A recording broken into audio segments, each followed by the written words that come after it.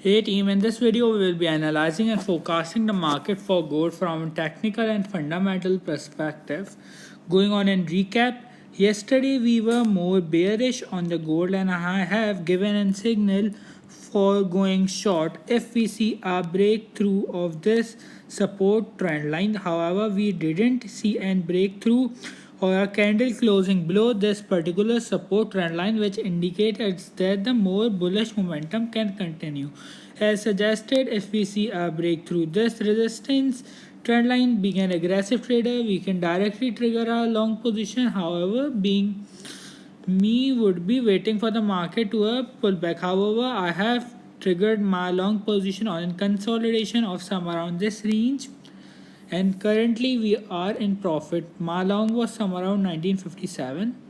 However, we didn't see a retest towards this particular resistance trend line turning into an support.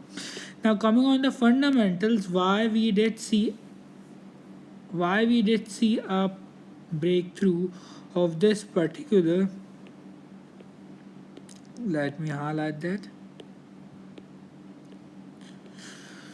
Why we did see this bullish momentum entering in the market is due to the only one fact that we have seen a decreasing in the value for the dollar, which means that the demand for the gold would go up. Since the demand of the gold go up and the supply is limited, the prices for the gold skyrocket from some around 1941 till some around 1972, some around 30 points momentum in the market.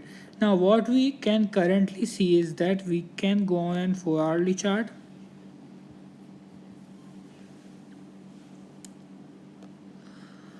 Now what we can currently see is that the market has break this symmetrical triangle pattern and this long-term resistance trend line, which suggests us that the bearish momentum which we have been seeing in the market for the gold from since long, some around 18 August, then on some around 1st September and currently on 14 September has been over, and the bullish trend would continue for the market for the gold. Now, what I'm expecting in the coming months for the gold is that I'm expecting that the gold could potentially skyrocket and retest an area of its recent highs, which were some around 2010, and then we can see some consolidation around this area, and we can see that the gold could advance more into the range of some around 2150. Now coming on the current trades, what a trader should do is that we would be only and only looking to go long for the going long for the market for the go down and retest towards this particular resistance trend line. On a retest towards this particular resistance trend line or a support zone. Let me highlight that too. This would be the support zone. Now as the Nasdaq opens, what I am expecting is that market for the gold could skyrocket once more. Let me highlight its support zone. This would be its support zone.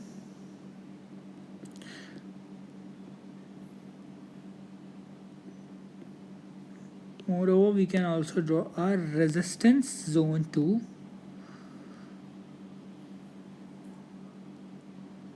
This would be the upper resistance.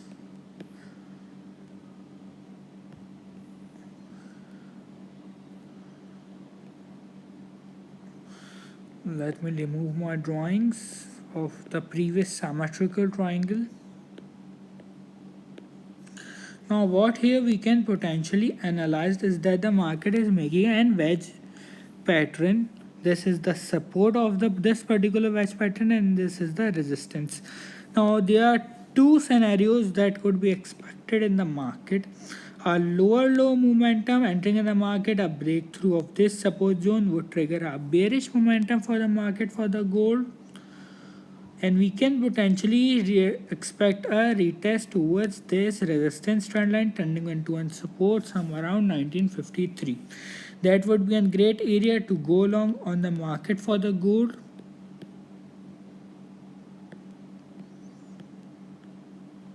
With our first take profit or our stop loss placed somewhere around 1952, with our first take profit of somewhere around 19, with our stop loss placed somewhere around 1950, with our first take profit of 1968 and our second take profit of somewhere around 1972.